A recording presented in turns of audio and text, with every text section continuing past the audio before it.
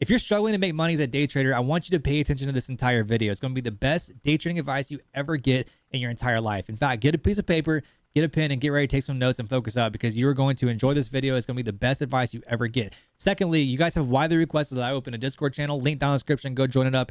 We go live in it every single morning and power hour, the last hour of the trading session. We go live in it. It was a good time. Discord people loved it. I loved it. They asked a ton of questions. We went over strategy, mindset, charts, several different things. Everybody loved it. It was a good time, and we're going to do it every single day from here on out. So be sure to jump on Discord if you don't want to miss that. Last but not least, it is a free way to support the channel. Smash that like button with serious authority. It tells YouTube, hey, I kind of like this guy, I like the content he's putting out, and I want to see more of it. With that said, man, let's get into the video. So we're going to talk about the best way to make money in the market as a day trader. Is my goal in this video to help you get out of that rat race of getting an account, making some money, then losing some money, and then getting a funded account, and then blowing the funded account, and having to start all over. My goal is to help you get out of that rat race and into consistent profitability. We're going to go over a few points. It's going to be a fairly short video, but we are going to try to cover some key things that I think is going to help you get to that stage of consistent profitability. So let's dive right into this. And we're also going to go over the challenges each one presents, because this shit ain't easy, dog. This is a trading industry. This is a trading career. This is not the easiest career. This is the hardest career that you could possibly have. And some would say that it is the easiest, hardest money that you could ever make in your entire life. And I fully believe that trading is not easy. It never will be easy, right? But you can do some things that will help you take the edge off a little bit and actually get to that consistent profitability. And so we're going to jump right into this. The first thing we have to do is we have to size down. When your girl told you that size matters, she's referring to entirely something else, right? Here, you do not have to be ashamed. It's okay, bro. You can start off just small and then work your way up into larger positions, right? You don't have to start off trading minis. You can start trading micros, right? Trade micros, start small, get used to the P&L swings, and go from there, right? Don't feel like you have to jump in with huge positions and start, making tons and tons and tons of money really quickly when you're not used to those types of P&L swings, right? And I'm going to tell you why this matters. Why, Joey? Why start small? Well, you can tolerate pullbacks if the market keeps throwing it back on you. The market does not like your position. It can drop and go down, and then you have to deal with that drawdown, essentially. You have to deal with the pullback before it actually goes in your favor. And if you have a large position, a lot of times you're not going to be able to handle it throwing it back, and then you're just going to completely blow your account, right? So don't get into a large position that you can't handle, right? Start small, be okay tolerating a little bit of pullback. 'Cause if you trade the NASDAQ, that the market can move 30, 40, 50 points at a time. And trading small, like micros, maybe 3-4 micros at a time, will allow you to mentally and emotionally handle if the market actually pulls back, in order to wait it out, be patient, right? If the market structure is still telling you to stay in this trade, wait a little bit and see if it comes back in your favor. But then if it does take out structure until you get out, go ahead and get out of the trade, right? Don't just sit in it because you have a small position size that can handle it, right? Be smart about it. But trading micros will allow you to handle and manage that pullback if it does, right? Secondly, you can always add to your position, right? You can start small and add to it. Adding more size never upset anybody. And I want to throw this in there unless the account can't handle the extra leverage. Your account can handle the extra leverage, feel free to add to your position, right? Especially if you're adding to a winner. If the market is ripping and it's going in your favor, you're in a good trade. Basically, this trade is the one that's going to help you get that home run trade. Be okay with adding to your position, but only adding to winners, right? Don't add to a losing position. That's just asking to blow your account, and you're just going to double down and double down and double down on a losing position. You're going to lose a lot of money, right? But if you get into a position with small size and it's a winning position, the trade's going in your favor, it's okay to add more and to keep adding as long as the market is presenting the opportunity to keep adding to your position, right?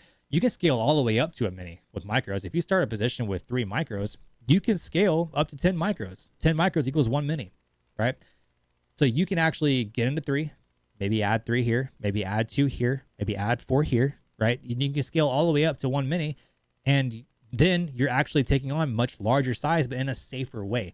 Now, as you're adding to those positions, you want to make sure that you're keeping your stop loss tighter, because if it goes against you, you will lose that much more, right? So trailing that stop is super important. If you get stopped out, you get stopped out. It's okay. The amount of times that you actually win on a trade, adding your position is going to far outweigh the time that you actually get stopped out on your position, right? It makes sense. It's better to grow your account that way versus trying to add to a losing position and get lucky and then go in your favor, because a lot of times you're not going to get lucky. You're basically trading off hope at that point, right? A lot of times you're not going to get lucky. Lastly, small size is better on the mental and emotional health because you don't have to manage it as much. When you have a small position size, you don't have to worry about how much it goes against you. Like I said earlier, you can tolerate the pullback. You can mentally and emotionally handle it. You don't have to manage the position as much. You don't have to micromanage your position, right? You don't have to be like, oh, I need to move my stop loss here. I need to move my stop loss here. You can just let it go. Let the trade breathe a little bit, right? Be patient and let the trade play out according to how you see it playing out. If you're wrong, you're wrong. It's okay. You didn't lose that much because you started with a small position size, right? So it's okay to be wrong. You don't have to manage your position as much as you do when you start off with a large size, because then if you start off big, those emotions start ramping up, right? It starts wearing on your mental health, your emotional health. You got to be careful, right? Because that's where you get yourself in a lot of trouble. Next thing, find one good position and take it. That's it. You only need one position to make your whole entire day. Why waste energy on multiple, right? Find one good setup, right? Come get up in the morning, come to your computer, mark out your levels, and wait. Trading is a waiting game. It is very boring at times. Sometimes you don't have good trade setups presented. It's a range day, market's chopping, it's not really doing anything. But if you're patient enough, you will find a good setup that you can take one trade. It'd be a good trade. You make some good money. And then you can step away from your computer and desk and go outside, touch some grass, spend some time with the family, go on a vacation, do whatever you want to do, take the family out to dinner, right? You don't have to take multiple positions. You don't have to keep slamming trades left and right, right? Be patient, wait for one good setup and take it, right? Maybe two max, right? 1 to 2 trades a day. That's all you need, right? Say you make 300 on one trade, then 400 on the next. You made $700. Why do you need more than that, right? You don't need more than that, right? And as you grow that account, you can then start adding in more size, and then that $300, $400 trade is going to turn into a $1,000 trade, $2,000 trade, right? As you grow, your position size can grow, right? So keep that in mind. Like, don't be afraid to start off small and wait for one good setup to take, and be cool with making that $300, right? That's more than you make your day job. Why you need more?